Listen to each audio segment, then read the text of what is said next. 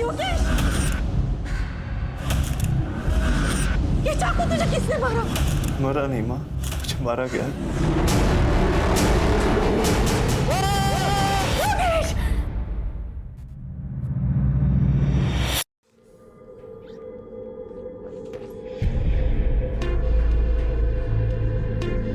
करिश्मा! करिश्मा! करिश्मा! करिश्मा! योगेश, क्या हुआ? क्यों चिल्ला रहे हो? कहाँ है मेरी दवाइयाँ? वो डस्टबिन में डाल दी थी मैंने। मेरी दवाइयाँ उठा के तुमने डस्टबिन में डाल दी। वो तुमने कहा था ना तुम अच्छा महसूस कर रहे हो, तो इसलिए मैंने। महसूस कर रहा हूँ? तुम लोग मिलकर ना मुझे पागल करना चाहते हो, है ना? ये करना चाहते हो ना तुम लोग? ऐसा क्यों करना चाहोगी? मैं तुझे छोड़ूंगा नहीं, बिल्कुल भी नहीं छोड़ूंगा। योगेश, योगेश, छोड़ करिश्मा को, छोड़ करिश्मा। शांत हो जा, शांत हो जा। एक लंबी सांस ले, एक लंबी सांस ले। देख बेटा, हम दोनों का तेरे अलावा कौन है? हम तेरा भला चाहते हैं और तेरे अच्छे सेहत की कामना के लिए ही मैं वैष्णो देवी गई थी ना। और आज भी हम दोनों इसीलिए ही जगराता में जा रहे हैं। करिश्मा, तुझे ब्यूटी पार्लर जाना था ना, जा हुआ पार्लर। मैं तुझे जगराता में ही मिलूंगी। जी माँ। जा।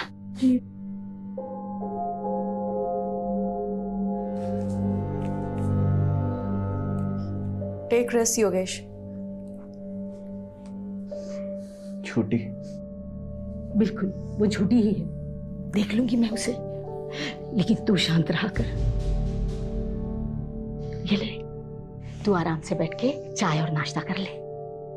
मैं जगराता जा रही हूँ, तेरे लिए बिरयानी बना के रखी है, गरम करके खा लेना। हम दोनों सुबह तक आ जाएंगे, ठीक है बेटा? ये ले।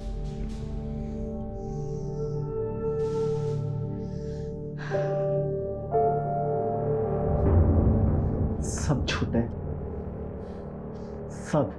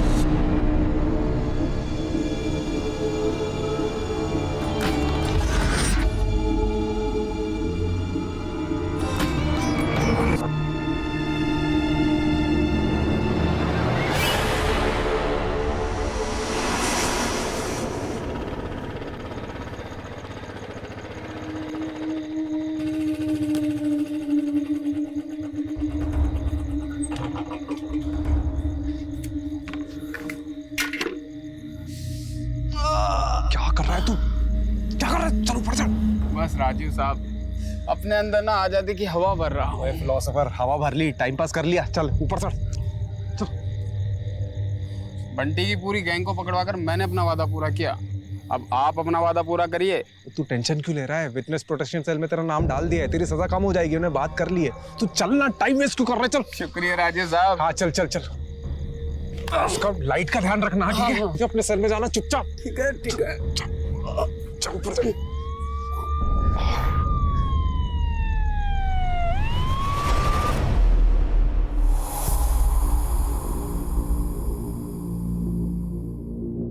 एक क्रिमिनल को पकड़ने के लिए दूसरे क्रिमिनल को जेल से भगा दिया। आई एग्री सर, राजीव ने जो किया वो गलत था, लेकिन आप उसका रिजल्ट भी तो देखिए सर। बंटी जो 2 साल से फरार था, हमारे हाथ नहीं आ रहा था, ओनली बिकॉज ऑफ राजीव वो आज हमारी कस्टडी में है। आप राजीव को बुलाइए। Sir. Sir relax. Thank you sir. Rajiv तुम्हें सस्पेंड नहीं कर रहे हैं, लेकिन अगले 1 महीने के लिए तुम कंट्रोल रूम में पोस्टेड रहोगे। बट सर, डिसीजन लिया जा चुका है, प्लीज डोंट आर्ग्यू।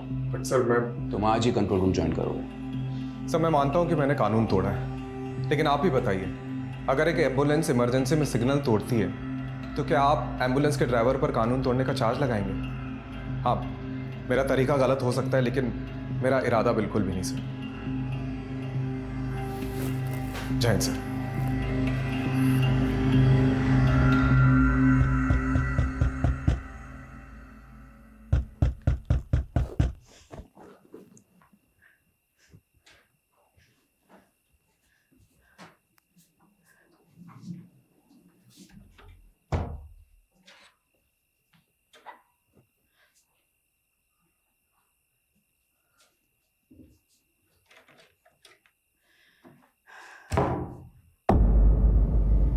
योगेश, बेटा तू?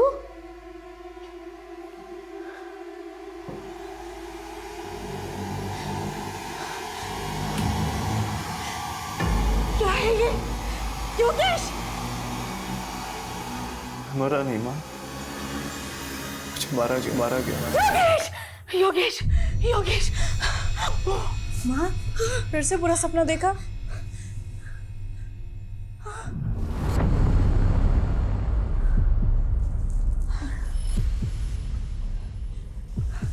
आप पानी पीजिए।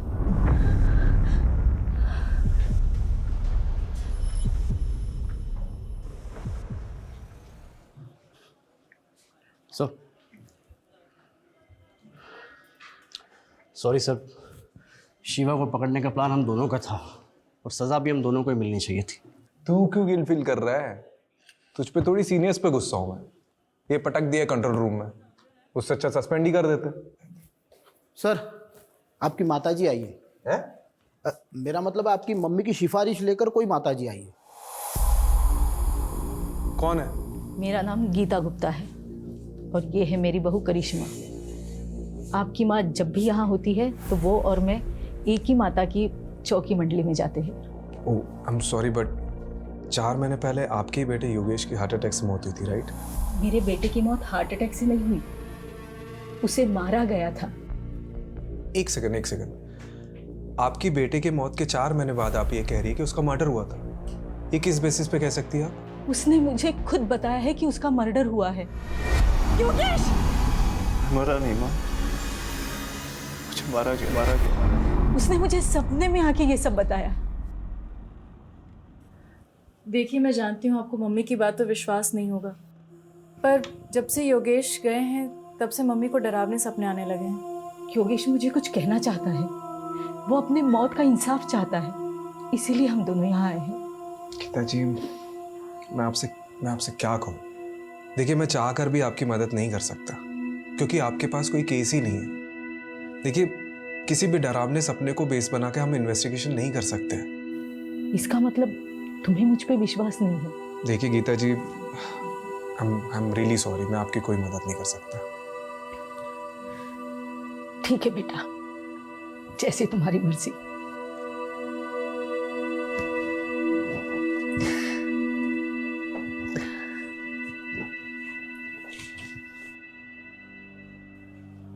आंटी जी की कहानी काफी फिल्मी थी।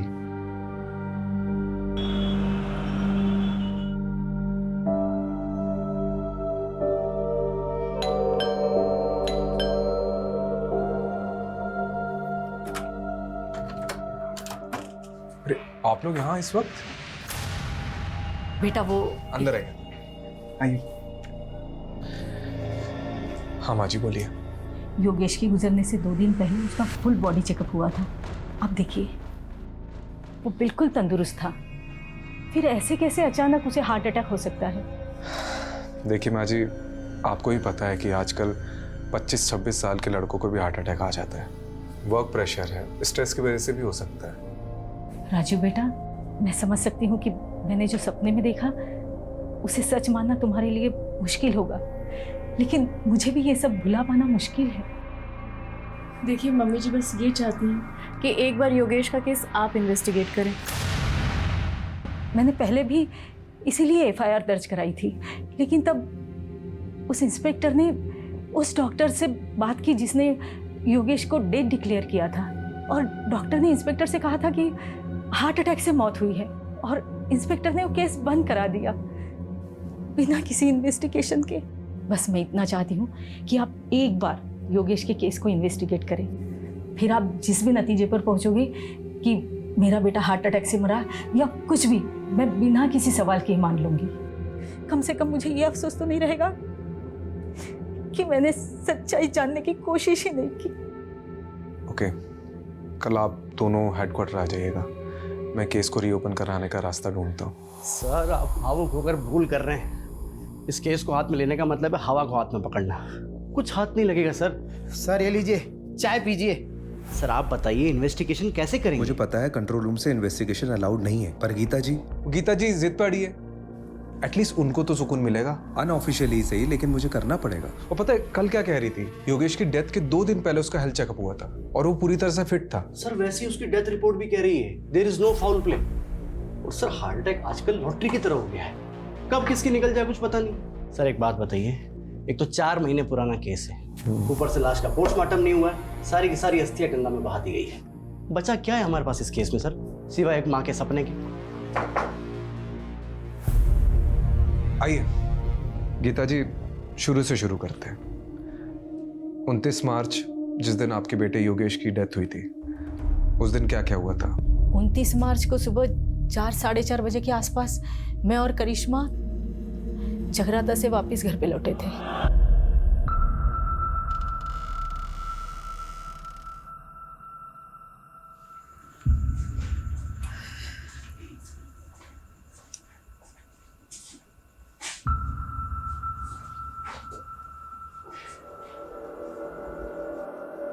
योगेश, योगेश, योगेश, योगेश, क्या हुआ? बेटा, क्या हो गया? योगेश! बेजान पड़ा था मेरा बेटा। हमने फौरन डॉक्टर को बुलाया। डॉक्टर ने योगेश को डेड डिक्लेयर कर दिया। और अगले दिन जब योगेश की मेडिकल रिपोर्ट देखी तो सवाल ये उठा कि अचानक ऐसे कैसे योगेश की मौत हार्ट अटैक से हो सकती है। इसीलिए मैंने FIR दर्ज कराई थी।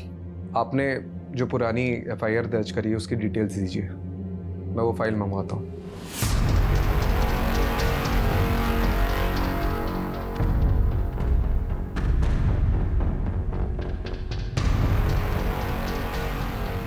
केसरी ओपन हो रहा है, इसलिए योगेश के इंश्योरेंस क्लेम पास होने में थोड़ा वक्त लगेगा, लेकिन तुम्हें पैसों की चिंता करने की कोई ज़रूरत नहीं। मैं तुम्हें हर महीने। माँ प्लीज़, मुझे पैसे की ज़रूरत नहीं है, आप खाना खाइए।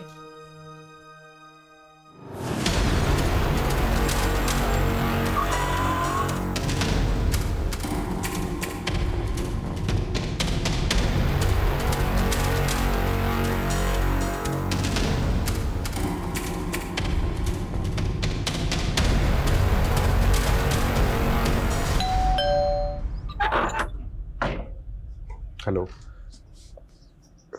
योगेश का कमरा देख सकता हूँ अगर आपको कोई प्रॉब्लम ना हो तो?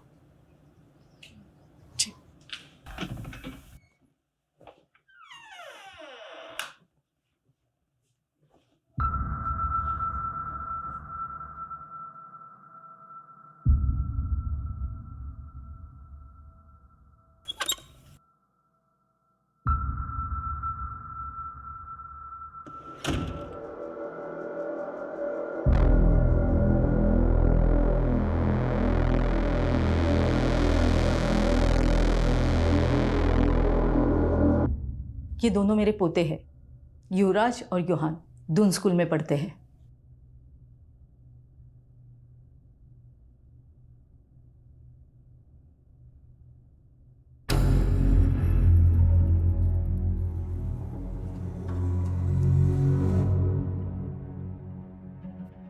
ये कौन है? विवेक, योगेश का दोस्त और बिजनेस पार्टनर भी।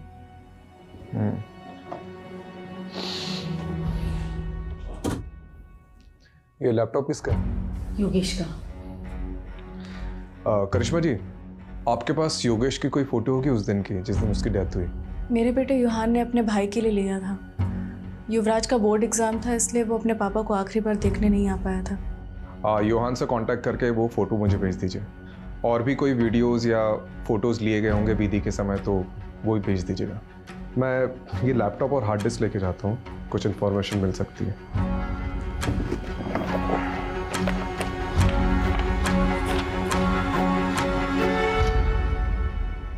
ये कौन सी दवाई ले रहा था योगेश?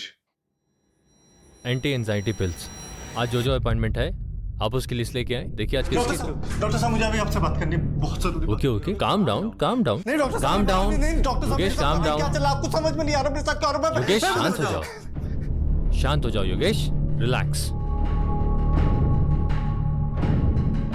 अब बोलो योगेश, क्या बात है? सो नहीं पा रहा हूँ, कल भी पूरी रात जगा रहा मैं। दिमाग कह रहा है सो जाओ सो जाओ, पर आंखें दिमाग का साथ ही नहीं दे रही। स्लीपिंग पिल्स दी थी ना, काम नहीं कर रही? नहीं डॉक्टर, अगले महीने 28 तारीख को मेरी मीटिंग है दुबई में, करोड़ों की डील है और मेरा हाल देख रहे हैं आप। इस साल में गया तो मैं बर्बाद हो जाऊंगा, बहुत भारी नुकसान हो जाएगा डॉक्टर। मुझे हैवी डोज दीजिए डॉक्टर, मैं महंगे से महंगा इलाज कराने के लिए तैयार हूँ। योगेश का मन बहुत बेचैन रहता था। जब मेरे पास आया था उसके मन में अजीब सा डर बैठ गया था, जिसका मैंने ट्रीटमेंट भी शुरू कर दिया था और उसको कुछ दवाइयाँ भी लिख के दी थी। तो उसे कुछ फायदा हुआ था? बिल्कुल, 1 हफ्ते में तो बिल्कुल ठीक हो गया था। क्या एंजाइटी से हार्ट अटैक हो सकता है? चांसेस हैं, एंजाइटी के कारण हार्ट अटैक हो सकता है, लेकिन सुसाइडल टेंडेंसी भी हो सकती है।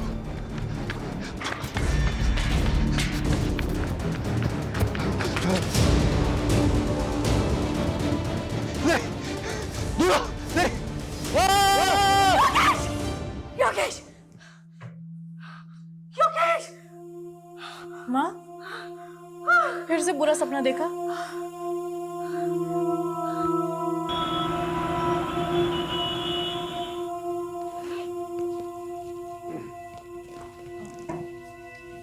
इस पेनड्राइव में योगेश की आखिरी फोटोज हैं और एक रिलेटिव ने फ्यूनरल की कुछ वीडियोस भी ली थी, वो भी हैं। Okay, thank you. वैसे उस रात जब आप दोनों जगराता के लिए चले गए थे तो योगेश से मिलने आया था कोई, या कुछ अजीब हुआ था उस रात? ऐसा कुछ नहीं। एक बात याद आ रही है, योगेश की सेक्रेटरी आयशा और विवेक ये दोनों फ्यूनरल पर नहीं आए थे, जबकि विवेक योगेश के बहुत क्लोज थे। रस्तोगी, आयशा और विवेक का नंबर ले लो। सर जब से कैमरा आया है मतलब लोग कुछ भी शूट करते हैं, बताओ फ्यूनरल की भी रिकॉर्डिंग करते हैं, अजीब है। सर इस केस से कुछ मिलेगा भी या नहीं? चांसेस तो बहुत कम है, लेकिन अभी भी 3 लोगों से पूछताछ बाकी है। एक विवेक, योगेश का बिजनेस पार्टनर, और दूसरी आयशा, उसकी सेक्रेटरी। तीसरा कौन है सर? योगेश के घर का वॉचमैन बबलू, क्योंकि गीता जी और करिश्मा के जाने के बाद क्या हुआ उसी को पता होगा। देखते हैं वॉचमैन ने कितनी वॉच रखी घर पे। ये कितनी गाड़ियाँ?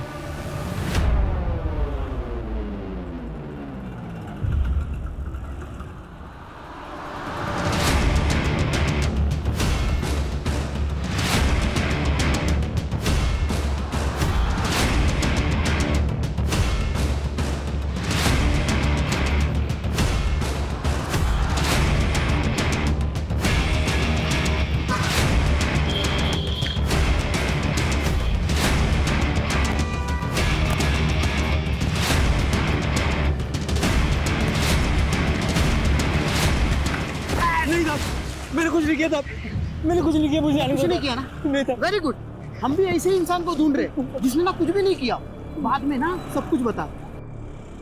देख बबलू, डर मत, अब ठीक से याद करके बता कि 28 मार्च को योगेश के घर में कौन कौन आया था, कौन गया था और क्या क्या हुआ था।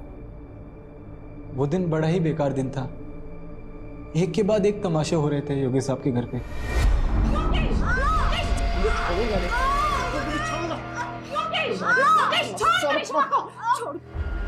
फिर गीता जी आई, उन्होंने योगेश साहब को समझाया।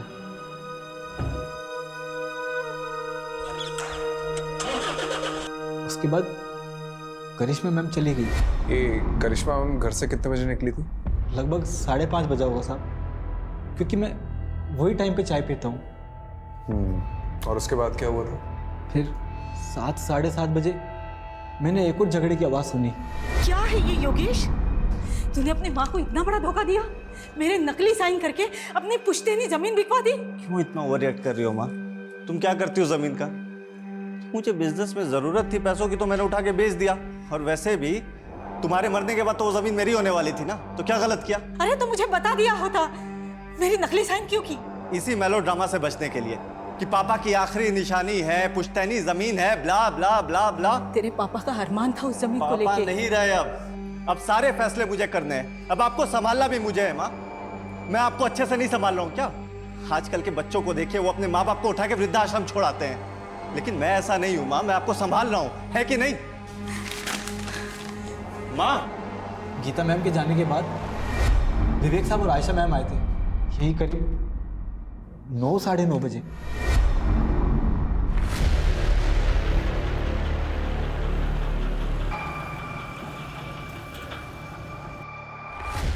विवेक सर और आयशा मैडम जी जब आए तब घर के अंदर जाने से पहले दोनों काफी देर तक कार में कुछ बातें कर रहे थे।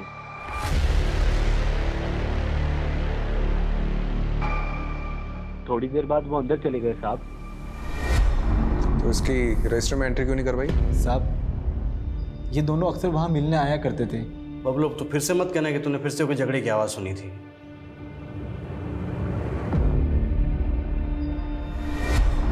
योगेश बहुत हो गया तेरा। मान ले मेरा प्रपोजल, मैं तंग आ गया हूँ तेरी जिद से।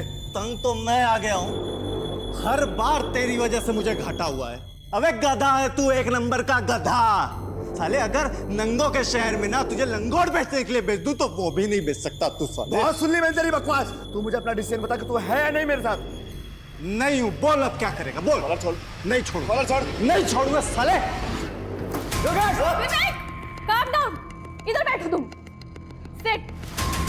सर आप भी बैठिए। आप लोग दोस्त हैं और बिजनेस पार्टनर्स हैं। अगर आप साथ में काम नहीं कर सकते तो अलग हो जाइए। ये क्या तरीका है? आयशा मैडम ने बात को संभाल लिया, फिर दोनों शांत होकर बैठ गए। थोड़े टाइम बाद आयशा मैम वहाँ से चले गए और फिर ठीक आधे घंटे बाद विवेक साहब भी वहाँ से चले गए गाड़ी में बैठकर। उसके बाद कोई नहीं आया साहब। कोई आया नहीं है? तूने देखा नहीं? साहब 12 बजे मैं सोने चला जाता हूँ, उसके बाद कोई आएगा भी तो कैसे पता लगेगा मुझे? ये सब तूने गीता जी और करिश्मा को बताया था? नहीं साहब, किसी ने पूछा नहीं तो सामने से जाके क्या बताता साहब। वैसे योगी साहब बहुत अच्छे इंसान थे साहब, दिलदार थे।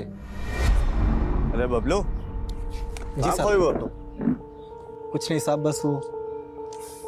ये लो 1 लाख रुपए पूरे तुम्हारी माँ के इलाज के लिए, अच्छे से करवाना। शुक्रिया साहब, मैं ये रकम आपको जल्दी ही 1 साल में वापस लौटा दूंगा साहब। मेरे पैसे मेरे अपने ही खा जाते हैं। मजाक कर रहा हूँ, पैसे लौटाने की कोई जरूरत नहीं, ठीक है? शुक्रिया साहब, बहुत बहुत शुक्रिया। आपको ये सब सच लग रहा है सर? मुझे तो ये सब कहानी लग रही है। नहीं रस्तोगी जी, मुझे सिर्फ ये कहानी नहीं लग रही है, इसमें कुछ ना कुछ तो सच्चाई है। जी सर, आप सही थे। काफ़ी सारी नई चीज़ें निकल कर आई है इसमें। पता है, मैंने ये सोचा भी नहीं था कि ये केस ऐसे पलटेगा। पहले तो ये सिंपल हार्ट अटैक का केस लग रहा था, लेकिन अब 3 सस्पेक्ट सामने आए। पहला तो वो विवेक, योगेश का बिजनेस पार्टनर। जी सर, वो आखिरी इंसान जो योगेश के घर से बाहर निकला था। हाँ सर, हो सकता है आयशा मैडम भी मिली हुई हो सकता है, क्योंकि आयशा और विवेक योगेश के फ्यूनरल पे नहीं गए थे, और ऊपर से करिश्मा ने जो विवेक का नंबर दिया है वो भी स्विच ऑफ आ रहा है। दूसरा सस्पेक्ट एक करिश्मा हो सकती है, क्योंकि इसके योगेश से बहुत ज़्यादा झगड़े होते थे। सर, तो फिर ये तीसरा सस्पेक्ट कौन हो सकता है? योगेश की माँ है? गीता गुप्ता। देख, हो सकता है उन्हें जो भी सपने आ रहे हैं वो कहीं ना कहीं उनके ही अंदर का गिल्ट है, जो उनको चैन से सोने नहीं दे रहा है। लेकिन सर, वो खुद ये केस रीओपन करवा के अपने लिए मुसीबत क्यों खड़ी करेगी? कमलेश, उन्हें भी यही लग रहा हो कि हम भी यही सोचकर बैठे रहेंगे और उन पर डाउट नहीं आएगा, इसलिए वो खुद सामने से आई और केस को रीओपन करवाया। हाँ, नहीं बताया मैंने योगेश और मेरे झगड़े के बारे में, लेकिन इस झगड़े से योगेश की मौत का कोई लेना देना नहीं है। लेकिन लेना देना है या नहीं है वो तो इन्वेस्टिगेशन के बाद ही पता चला। खैर, आपने हमें पहले कुछ बताया नहीं है तो अभी बता दीजिए। उस रात तेरे पापा का अरमान था उस जमीन को पापा लेके। नहीं रहे अब सारे फैसले मुझे करने हैं। अब आपको संभालना भी मुझे है माँ। माँ, आपको बुरा तो लगा होगा योगेश के इस बर्ताव से। मेरा बेटा गुस्से में कुछ भी बोल देता था, लेकिन वो दिल से बुरा नहीं था। उस दिन जब मैं बाहर गई थी तो उसने मुझे थोड़ी देर बाद मैसेज किया था। हाँ, ये देखिए।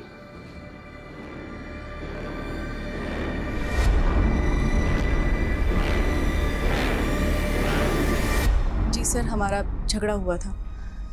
एक्चुअली योगेश थोड़ा इम्पल्सिव था, बात बात पर गुस्सा हो जाता। तो आप इस रिश्ते में सिर्फ अपने बच्चों की वजह से थी? सर माना कि उनमें कमियां थी, वो कुछ भी बोल देते थे, पर वो दिल के बुरे नहीं थे सर। तो उस रात आपको भी सॉरी मैसेज आया होगा? जी कुछ नहीं, आगे क्या हुआ? सर उसके बाद मैं पार्लर गई और 8 बजे के आसपास मैं मम्मी जी से जगराते में मिली। हाँ, जगराता में करिश्मा पूरा वक्त मेरे साथ में ही थी।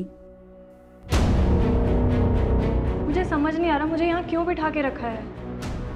आयशा जी, राजीव सर के पास टाइम कम है और डंडे ज़्यादा। ये देख रही हैं आप श्वेता जी को? इनको डंडा देकर आपके पीछे लगा देंगे। देखिए, आपके बॉस योगेश का पार्टनर विवेक फरार है। अब उसको तो हम पकड़ लेंगे। आप बस सिर्फ इतना बता दीजिए कि 28 मार्च को जब आप योगेश के घर पर गई थी तो योगेश और विवेक के बीच में झगड़ा हो रहा था, वो किस बात को लेकर हो रहा था? कमलेश, जी सर। कुछ बोला इसने? हाँ सर, बोलने वाली है ना। सर, विवेक और योगेश सर ने मिलकर एक प्रॉपर्टी खरीदी थी जीवन नगर में। विवेक चाहता था कि वहाँ की झोपड़ियों को तुड़वाकर जल्दी से जल्दी काम शुरू किया जाए और वहाँ पर कब्जा कर लिया जाए, लेकिन योगेश सर चाहते थे कि ये सब लीगली हो। बस इसी बात पर इन दोनों में झगड़ा हो गया था। विवेक, calm down, इधर बैठ तुम। Sit. सर आप भी बैठिए। आप लोग दोस्त हैं और बिजनेस पार्टनर्स हैं। अगर आप साथ में काम नहीं कर सकते तो अलग हो जाइए। ये क्या तरीका है? आयशा जी, आपको क्या लगता है ये विवेक ने वाकई में योगेश का मर्डर किया होगा? सर मुझे नहीं पता। उस दिन मेरी माँ बीमार थी और वो हॉस्पिटल में एडमिट थी और मुझे उस दिन जल्दी निकलना पड़ा था। लेकिन हाँ, जिस दिन हम योगेश सर के घर जा रहे थे तब विवेक बहुत गुस्से में था। इसके सर पे ना सच्चाई का भूत सवार है। एक जमीन के लिए इतना वेट नहीं कर सकता मैं। देखो विवेक, तुम्हें योगेश सर से थोड़े ठंडे दिमाग से बात करनी चाहिए। क्या ठंडे दिमाग से बात करूं मैं? अच्छा, एक बात बताइए, कहीं आपने तो छुपा के नहीं रखा है विवेक को? नहीं सर, ये आप क्या कह रहे हैं? देखिए आयशा जी, अगर आप हमारी मदद नहीं करेंगी तो हम भी आपकी मदद नहीं कर पाएंगे। जो भी जानती हो सीधा सीधा बता दो, वरना ये। अच्छा, ये श्वेता के बारे में पता है? अच्छे से बता दिया सर। मिलना चाहोगी?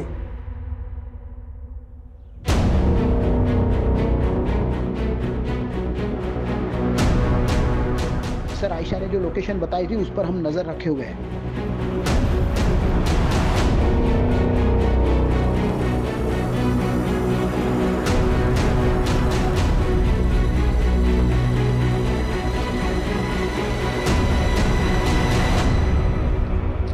विवेक,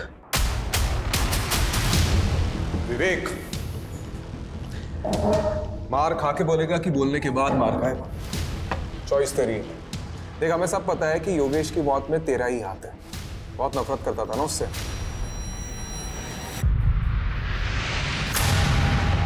कितने? 12 लाख रुपए। और ब्याज कर मिलाकर कितने देने तेरे को? 15 लाख रुपए चोपड़ा को। चले, एक बार मार्केट से पैसा उठाने से पहले मुझसे पूछ तो लिया होता। इस साले ने अपनी गाड़ी तक बेच दी।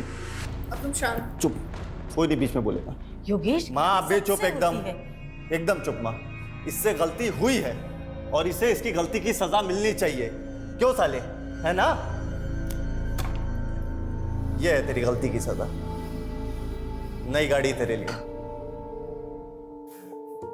पर योगेश, अरे रख, चोपड़ा को मैंने आधे पैसे दे दिए हैं और आधे उसको तू देगा, ठीक है? और अब ये सब सारी चीजें खत्म कर और चुपचाप मेरे साथ बिजनेस में आ जा। चुप, चल आ जा। सर, मैं क्यों उसे मारूंगा? योगेश और मैं तो भाइयों की तरह थे। हाँ, हम दोनों साथ में बिजनेस करते थे, लेकिन हम दोनों की सोच अलग थी, इसलिए हम दोनों के बीच में झगड़ा होता रहता था। मैं तो उसे कभी मारने का सोच भी नहीं सकता। आज मेरे पास जो कुछ भी है वो सब योगेश का ही तो है। भाई मानता था ना उसे, तो उसके फ्यूनरल पे क्यों नहीं गया? सर, उस रात हमारे बीच में बहुत झगड़ा हुआ था और जब मुझे पता लगा कि उसी रात उसे हार्ट अटैक आया तो मुझे लगा कि सब कुछ मेरी वजह से हुआ है। मैं बहुत गिल्ट में था सर, इसलिए नहीं गया। गिल्टी तो हम भी मान रहे हैं। उस रात को योगेश के सर पे फ्लावर वास फोड़ने वाला था ना तू। आयशा ने हमें सब कुछ सच बता दिया है। नहीं सर, मैं ऐसा क्यों करूँगा? हाँ, हमारे बीच उस रात को बहुत झगड़ा हुआ था, लेकिन आयशा के जाने के बाद मैंने और योगेश ने दिल खोलकर बातें की थी। और सर, उसने मुझे अपनी तकलीफ के बारे में बताया था। कैसी तकलीफ?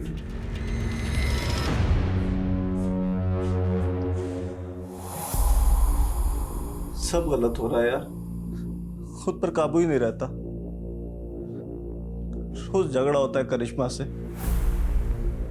आज भी मैंने उसको बहुत भला बुरा बोला, बहुत झगड़े हुए, लड़ाई हुई, माँ को भी नहीं छोड़ाया। अपनी इन्हीं हरकतों की वजह से मैंने बच्चों को यहाँ से दूर किया। लेकिन यार, तू तो बता रहा था कि डॉक्टर अग्रवाल की दवाइयाँ तेरे पर काफ़ी असर कर रही है। जिस दिन लेता हूँ तब तक असर करती है, और जिस दिन नहीं लिया तो तू टेंशन मत ले। मैं ना एक साइकेट्रिस्ट को जानता हूँ। मैं बात करता हूँ ना तेरे लिए। तू रिलैक्स कर।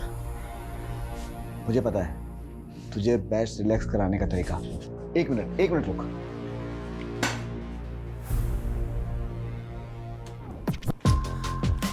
तेरा फेवरेट गाना, तेरी फेवरेट ड्रिंक के साथ में इससे बेस्ट रिलैक्सेशन कोई चीज़ हो ही नहीं सकती। सर, जब मैं वहाँ से निकला तो योगेश बहुत अच्छे मूड में था, और उसका मेरे जाने के बाद में मुझे टेक्स्ट भी आया। तेरे जैसा यार कहाँ ऐसा यार आना। सर, अगर मुझे पता होता कि ये सब कुछ होने वाला है तो मैं वहाँ से जाता क्यों? ठीक है, तुम जा सकते हो, लेकिन हाँ, शहर छोड़ के जाने की सोचना भी नहीं। ठीक है सर।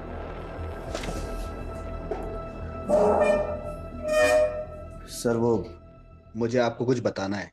सर, योगेश की मम्मी गीता आंटी, एक्चुअली एक ज़माने के अंदर मेरे पापा और योगेश के पापा बहुत अच्छे दोस्त थे, लेकिन जब उनकी शादी गीता आंटी से हुई तो उनका बिहेवियर बिल्कुल चेंज हो गया। और फिर जब कॉलेज में मेरी और योगेश की मुलाकात हुई तो हम दोनों भी बहुत अच्छे दोस्त बन गए और सब कुछ नॉर्मल हो गया। लेकिन सर, गीता आंटी ना काफ़ी कंट्रोलिंग फ्रीडी लेडी है। पति हो या फिर बेटा, वो दोनों को कंट्रोल करके रखती थी। उनको उसी में खुशी मिलती थी। तो शायद सर कुछ। ठीक है, तुम जाओ।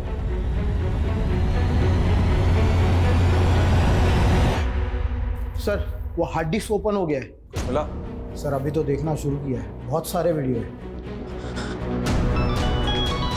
हेलो, हाँ ठीक। सर, कोई बाबा का एड्रेस मिला है जिससे योगेश कोई शक्तिवर्धक दवाई लेता था। शक्तिवर्धक दवा? और ये बाबा कौन है? ये बालक योगेश हमारी औषधियां ग्रहण करता था साहब। कैसी औषधि? बहुत दुर्लभ औषधि हैं और बहुत कीमती भी। ऐसी क्या खास बात है इस औषधि में? ये औषधि मानव को महामानव बनाती है साहब। खाते ही व्यक्ति के शरीर में ऊर्जा का संचार होने लगता है। ऐसे मान लो कि जैसे 10-10 हाथियों की शक्ति उसके अंदर आ गई हो। बहुत अद्भुत औषधि है साहब, बहुत अद्भुत। अरे यार, कितनी वीडियो है रे बाबा। योगेश के लैपटॉप से कुछ मिला? अरे सर, देखते देखते मेरी आंखें बटन हो गई। अभी भी कम से कम 20 वीडियो है। जितने भी वीडियो देखे ना, सबके सब वेकेशन और प्रेजेंटेशन के थे।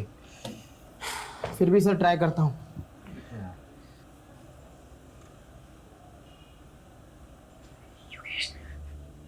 दूर रहो मुझसे, योगेश दूर रहो मुझसे। योगेश मुझे प्लीज, योगेश दूर रहो मुझसे। सर, एक मिनट, ये सुनिए।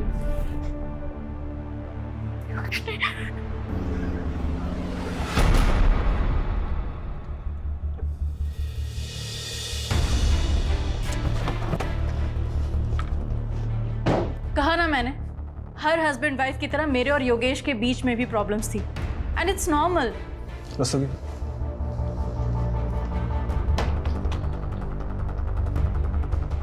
दूर रहो मुझसे, योगेश दूर रहो मुझसे। ये सब आपको नॉर्मल लगता है? योगेश नहीं। I can't believe it. वो ये सब शूट भी करता था। परवर्ट। देखिए, ये वीडियोस कभी भी बाहर नहीं आएंगे, लेकिन योगेश की मौत का सच हम बाहर ला कर रहेंगे, और इसके लिए आपका सच बोलना बहुत ज़रूरी है। हमें पता चला है कि योगेश किसी बाबा से शक्तिवर्धक दवाइयाँ लेता था। हाँ, योगेश की अजीब सी फैंटेसीज थी। जब हम दोनों अकेले होते थे ना घर में, तो ऐसा लगता था उसकी फैंटेसीज को पंख लग गया हो। वो अजीब बिहेव करता था। करिश्मा आज ये ट्राई करते हैं, है ना? पागल हो गए हो क्या? This is so wild. बिल्कुल भी नहीं। करिश्मा कसम से एक्सट्रीम तक नहीं जाएंगे हम। पति था मेरा, मैंने उसकी बात मान ली। लेकिन योगेश उस दौरान इतना वहशी हो जाता था, एकदम हैवानियत पे उतर आता था, जैसे मैं उसकी बीवी नहीं कोई शिकार हूँ। दूर रहो मुझसे योगेश, दूर रहो मुझसे योगेश, मुझ प्लीज योगेश, दूर रहो मुझसे। डरो मत करिश्मा, योगेश नहीं, प्यार से मारूंगा। योगेश, योगेश, पेन में एक अजीब प्लेजर मिलने लगा था उसे। और फिर एक दिन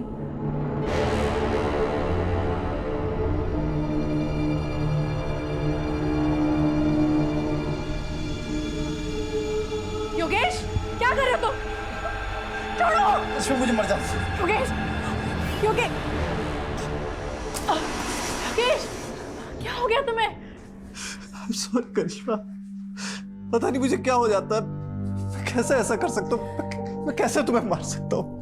योगेश, ये सब वो दवाइयों का असर है ना? मैं काबू हो जाता हूँ मैं। Please save. मुझे खुद को योगेश से बचाना था, साथ ही साथ योगेश को योगेश से बचाना था। इसलिए मैं हर वो चीज़ हटा देती जो उसके लिए जानलेवा हो सकती थी। सीजर, नाइफ, स्क्रू ड्राइवर, सब कुछ।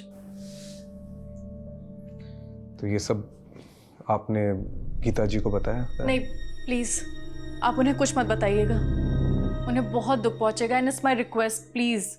इतना सब होने के बाद भी आपने योगेश से कभी तलाक लेने के बारे में नहीं सोचा? माना कि योगेश ने पिछले 1 साल में मुझे बहुत तकलीफ दी थी, पर 15 साल का रिलेशन था हमारा, और ये 15 साल हमने हंसी खुशी बिताए। वो मेरा पति था, मेरे बच्चों का पिता। आप ऐसा सोच भी कैसे सकते हैं? देखिए, मेरा इरादा आपको हर्ट करने का नहीं था।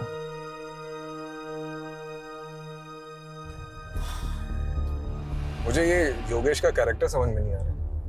राम और रावण दोनों बसे थे सर उसमें। कमलेश, राम और रावण तो हम सब में बसे होते हैं। अब मैटर ये करता है कि हमारा दिमाग किसकी सुनता है, राम की या रावण की। सर बात वहीं आकर रुक जाती है। योगेश का अगर मर्डर हुआ है तो मोटिव किसके पास था? विवेक, जिसकी उसने बहुत बेइज्जती की थी। नहीं नहीं नहीं, इन सब में सबसे ज्यादा सफर करिश्मा ने किया है। तो अगर किसी के पास सबसे ज्यादा स्ट्रॉन्ग मोटिव है तो वो है करिश्मा। सर आपका शक अगर सही भी है तो करिश्मा ने करिश्मा किया कैसे? योगेश की माँ ने हमें गवाही दी है, करिश्मा जगराते में रात भर उनके साथ थी। लेकिन ऐसा कौन कह रहा है कि हमें गीता जी पर भरोसा कर लेना चाहिए? वो भी तो अपनी बहू के साथ मिली हो सकती है। चेक करो, इन सब पर नजर रखो। और हाँ, इनके मोबाइल डिटेल्स, लोकेशन डिटेल्स और सोशल मीडिया डिटेल्स सब चेक करो, इंक्लूडिंग गीता जी।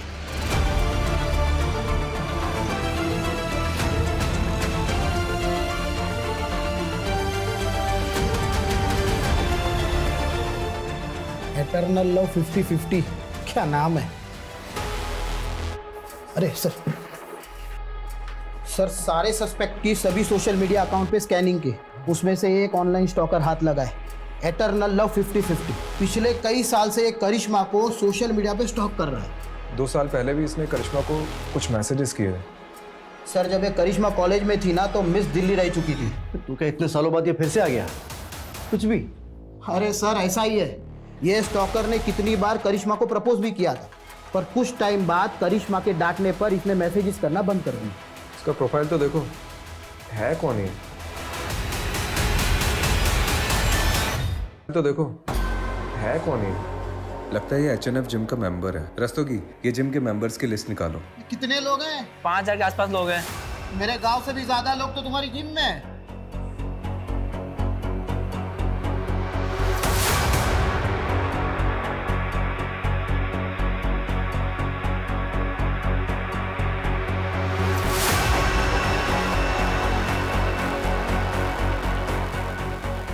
कुछ मिला? सर पूरा का पूरा कच्चा चिट्ठा मिला है। ये देखिए, हमने ये जिम मेंबर्स की लिस्ट देखी थी और इसमें जो ये नंबर्स दिए गए इन सब की लोकेशन को हमने मैच किया। उनमें से सर ये एक नंबर मर्डर वाली रात उसी एरिया में एक्टिव था।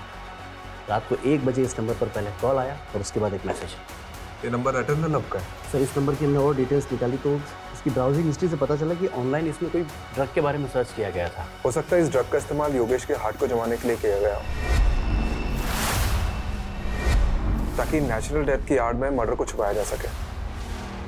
ये नंबर किसके नाम पर रजिस्टर्ड है?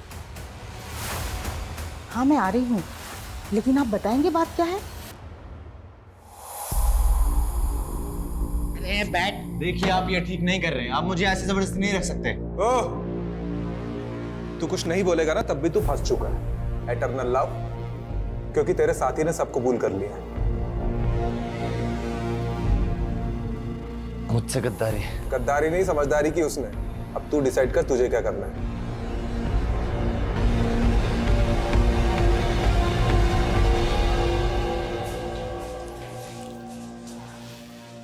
जी मैं जा सकती हूँ। अरे रुकिए, पहले ये वीडियो देख लीजिए।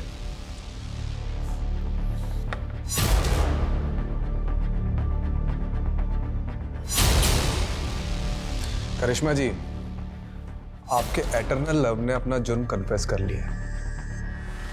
और वो केमिस्ट जिससे आपने ब्लड थिकर खरीदा था, उसका भी पता हमने लगा लिया है। मेडिकल से खरीदा था ना, तो ढूंढते ढूंढते पैर दर्द करने लग गए मेरे। करिश्मा जी, अब तो कन्फेस कर लीजिए, थोड़ी सजा कम हो जाएगी। सब कुछ ठीक होता, लेकिन माँ को सपने आने लगे। सपने में योगेश देखने लगा। उन्होंने पुलिस स्टेशन आने का मन बना लिया, इसलिए मजबूरन मुझे भी उनके साथ आना पड़ा, ताकि उन्हें मुझ पर कोई शक ना हो। करिश्मा, अगर तुमने सब कन्फेस नहीं किया होता ना तो हम लोग बच जाते। कोई सबूत नहीं था इन लोगों के पास। आकाश, तुमने पहले कन्फेस किया, इसलिए मेरे पास कोई रास्ता नहीं बचा। झूठ मत बोलो, देखा था मैंने तुम्हें इस लेडी कांस्टेबल को अपना कन्फेशन लिखाते हुए।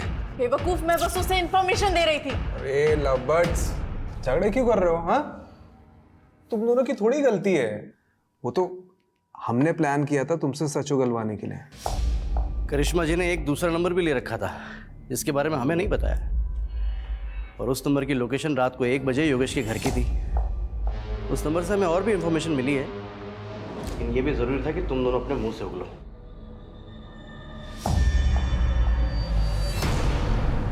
मैंने योगेश की दोस्ती आकाश से कराई थी।